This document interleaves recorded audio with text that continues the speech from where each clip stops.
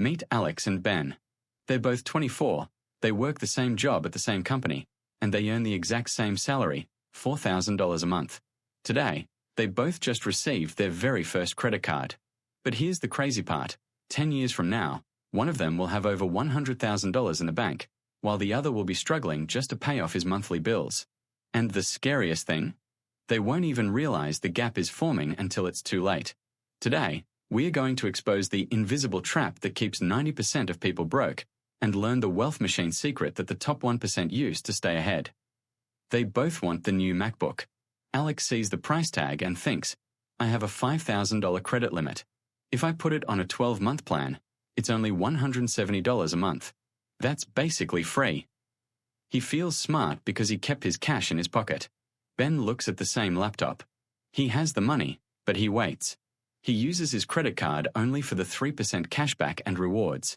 He pays it off instantly from his savings. Alex thinks he's winning because he has the gadget now. But this is where the debt spiral begins. Fast forward 3 years. Alex's lifestyle has expanded. He's got the car loan, the latest iPhone, and 3 different credit cards. He's now paying the minimum amount because his monthly expenses are too high. He thinks he's managing his debt, but the bank is charging him 24% interest. That is the most expensive money on the planet. Meanwhile, Ben has turned his credit card into a tool. He never pays a cent in interest.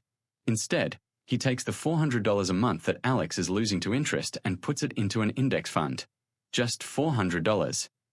Now, let's look at them at age 34. Alex is still working hard, but he feels like he's running on a treadmill. His debt has ballooned to $30,000 because compounding is working against him. He's stressed, tired, and stuck. But Ben, that $400 a month he invested, thanks to the habit he built with his first credit card, has grown into nearly $110,000 at a 10% return.